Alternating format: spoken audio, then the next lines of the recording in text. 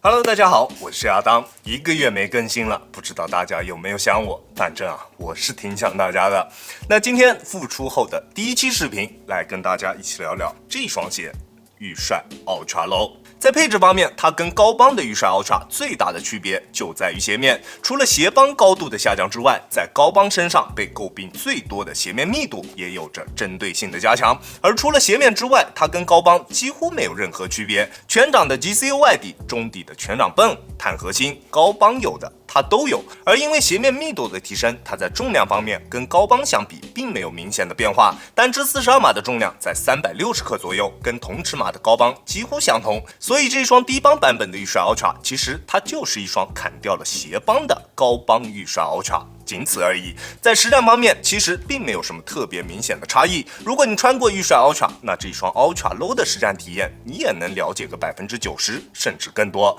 当然，我相信应该还是有不少兄弟没有接触过这一个鞋款的。那我今天还是尽可能的来详细的给大家讲解一下这一双鞋，这一双众多人口中国产团队鞋款当中的巅峰强者。老样子，我们还先来看一下这一双鞋的基础3要素：抓地、抗扭、稳定性。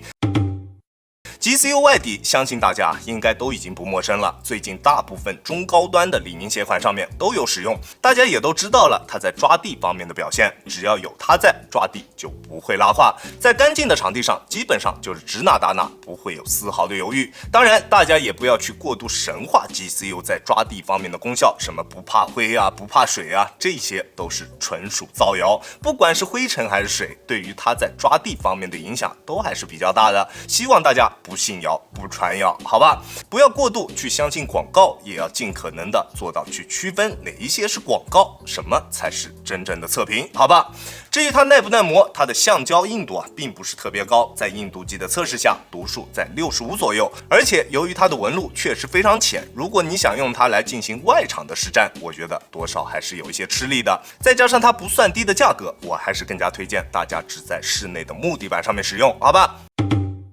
碳核心加上外底这一块硬质的 TPU 件，中底的刚性自然不需要太担心。不管做什么动作，球鞋的整体姿态都可以保持得非常好，几乎不会出现什么形变。而且搭载碳核心的篮球鞋，一般来说驾驭的门槛都不会太高。相比于其他一些搭载前叉碳板的篮球鞋来说，它不需要大家拥有非常强力的下肢力量，只要体重不是特别轻的朋友都可以去驾驭这一双鞋，这一点大家可以放心。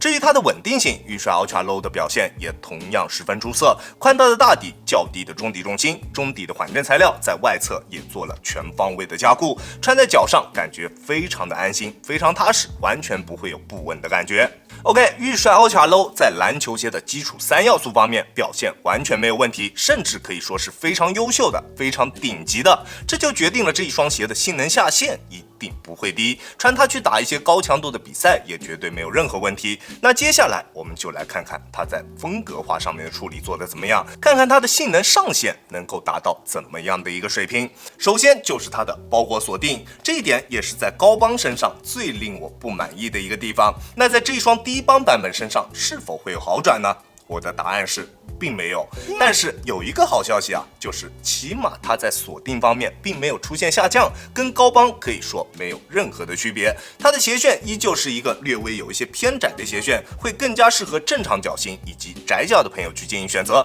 宽脚的兄弟尽量就不要去考虑了。鞋舌的开口很大，对于高脚背的球员来说还是比较友好的，但是就是因为它偏大的鞋舌开口，再加上鞋带跟鞋带孔之间的摩擦力略微有一点点的偏小，就导致了我们很难把它后段的鞋带系得很紧，也就出现了后跟总有一点空空的感觉，总感觉它后段的鞋面没有办法很好的锁紧我们的脚踝。虽然在实战的过程中不会有明显的掉跟感，但是脚踝处不是那么紧致的锁定感，让它的实战体验在我的心目当中大打折扣。这一点跟隔壁家安踏的团队旗舰狂潮6 Pro 形成了一个非常鲜明的对比。狂潮6 Pro 有着极致的后跟锁定，但是这一双预帅 Ultra Low 以及之前的高帮版本在这一方面做的都没有那么出色，这也是为什么我不是特别喜欢这两个鞋款的最主要原因。当然，如果你有打脚的习惯那在打完脚之后再去穿这一双鞋，它脚踝处的锁定确实会有非常明显的提升，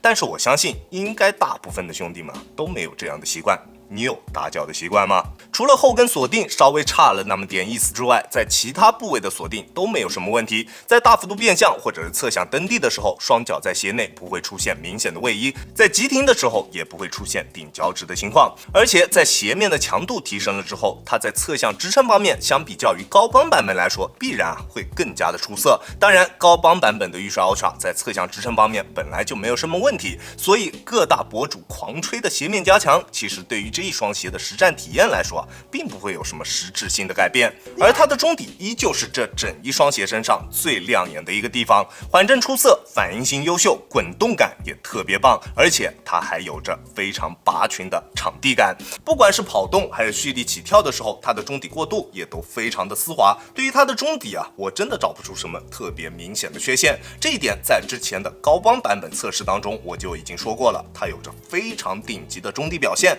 但是它的鞋面真的配不上如此出色的一个中底。预帅 Ultra 以及预帅 Ultra Low 这两双鞋都有着非常出色的实战体验，但是它还不足以让我给到它一个顶级的评价。它不够出色的后跟锁定，就注定了它没有办法成为我心目中的顶级实战好鞋。其实现在李宁在很多顶级的鞋款上面都有着这一些后跟锁定方面的问题，像预帅 Ultra、伽马都有着这样的问题，希望李宁的设计研发团队可以在这一方面多下点功夫，尤其是在中高端的鞋款上面。我都不敢想象啊，如果预帅 Ultra 和伽马能够在原来的基础上再加上出色的后跟锁定，那会有多么的优秀。OK， 这就是本期视频的全部内容了。再次感谢大家观看本期的亚当球鞋。如果你觉得我的视频还有点意思，欢迎大家在各大平台搜索亚当球鞋找到我，记得要点击关注哦，这会对我有非常大的帮助。好了，那我们下期视频再见吧，大家有空来做 ，peace。